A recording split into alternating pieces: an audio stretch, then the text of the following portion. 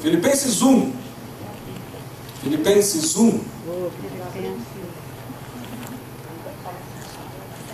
Aleluia.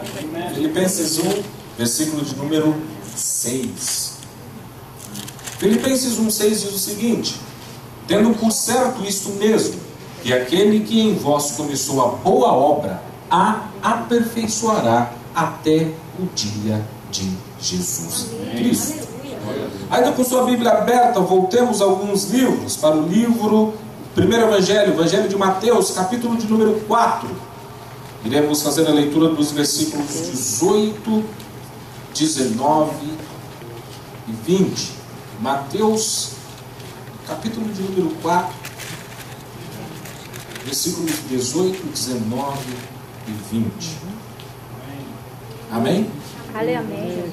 Diz assim a passagem bíblica: e Jesus, andando junto ao mar da Galileia, viu dois irmãos, Simão, chamado Pedro, e André, os quais lançavam as redes ao mar, porque eram pescadores. E disse-lhes: vinde após mim, e eu vos farei pescadores de homens. Então eles, deixando logo as redes, seguiram-me. Graças a Deus. Podeis tomar assento, meus amados irmãos. Graças a Deus. Culto de jovens. Glória a Deus. Antes de eu receber o pastorado em São Paulo, vamos dizer assim, a minha escola foi os jovens. Foram os jovens, foi poder trabalhar com os jovens.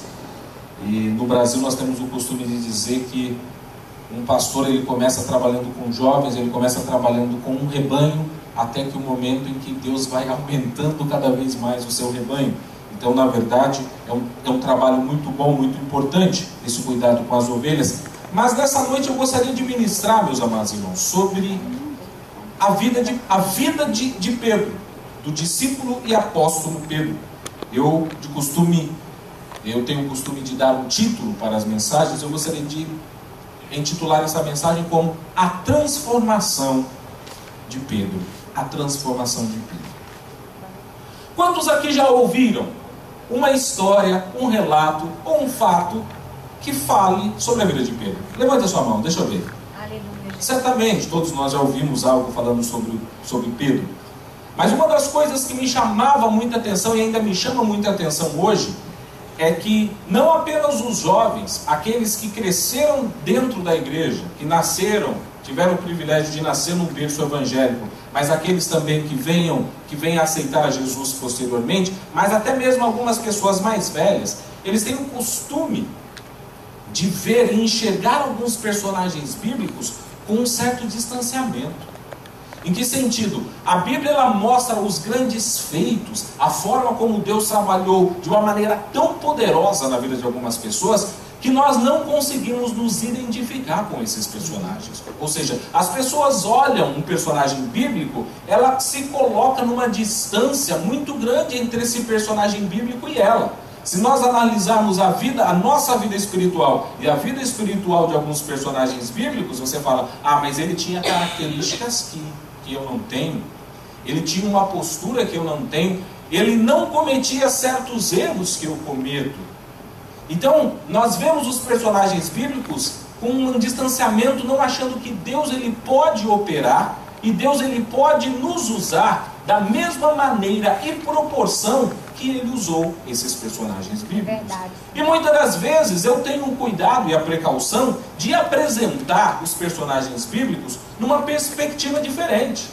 Não olhar apenas para os pontos altos e fortes, aquelas passagens mais conhecidas, mas também apresentar algumas facetas que muitas das vezes, por falta de tempo e estudo, nós não temos tempo de meditar e ver, para mostrar que essas pessoas, elas tinham os mesmos defeitos, erros e falhas como nós.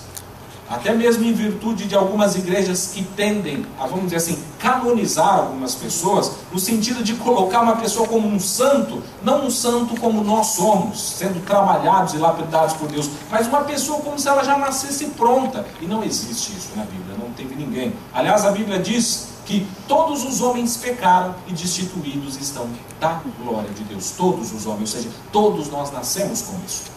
Então o que eu gostaria de dizer é o seguinte, meus amados irmãos. A Bíblia diz que a primeira menção que nós temos na Bíblia do chamado de Pedro é esse.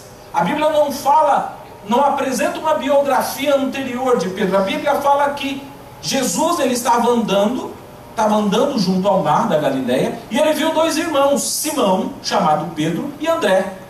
E eles estavam lançando as redes, eles estavam pescando. E a Bíblia diz então que Jesus chegou para eles e os chamou. Jesus chegou e chamou a Pedro juntamente com seu irmão. Agora a pergunta é, será que Pedro era perfeito?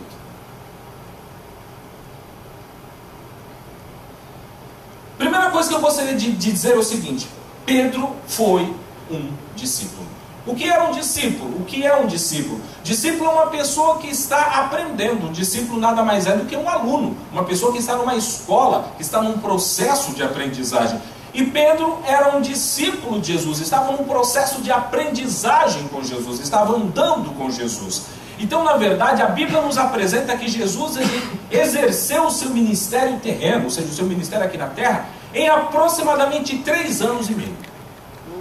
Então, 3 anos e meio, Pedro andou com Jesus, Pedro dormiu ao lado de Jesus, Pedro comeu com Jesus, Pedro viu Jesus realizando todos os tipos de milagres possíveis. Pedro viu Jesus repreendendo a multidão. Pedro viu Jesus falando com a multidão. Pedro viu Jesus ensinando. Pedro viu a Jesus exortando. Pedro viu Jesus realizando tudo o que Jesus tinha que realizar. Pedro estava juntamente com os discípulos e Pedro era participante daquilo. Pedro era um discípulo.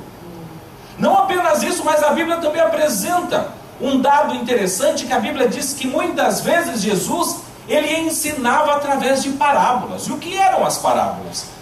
As parábolas, a Bíblia diz que quando Jesus, ele as pronunciava, ele as dizia, muitas das pessoas não entendiam o verdadeiro significado daquela parábola. E não obstante aquelas pessoas não entenderem, muitas vezes os próprios discípulos de Jesus também não entendiam. E Jesus chegava, como ele fez em certas ocasiões, e disse: olha, eu vou explicar a vocês agora o verdadeiro significado dessa parábola. Essa parábola significa isso, significa aquilo.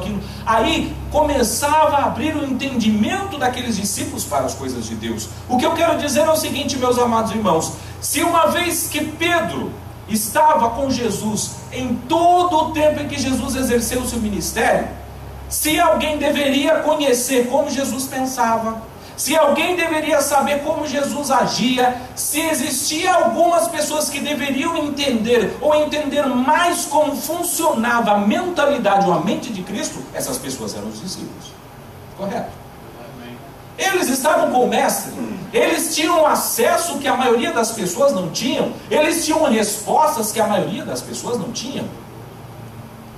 Então, meu amado irmão, a primeira aplicação que eu gostaria de fazer para você é o seguinte: se tem alguém que deve ter as respostas das coisas de Deus, as respostas das coisas celestiais, essas pessoas somos nós. Pois nós estamos aqui diariamente aprendendo com o nosso Senhor e Salvador Jesus Cristo. Nós devemos ser, e a Bíblia nos diz que nós, os que somos espirituais, nós temos a mente de Cristo. É isso que a Bíblia nos diz.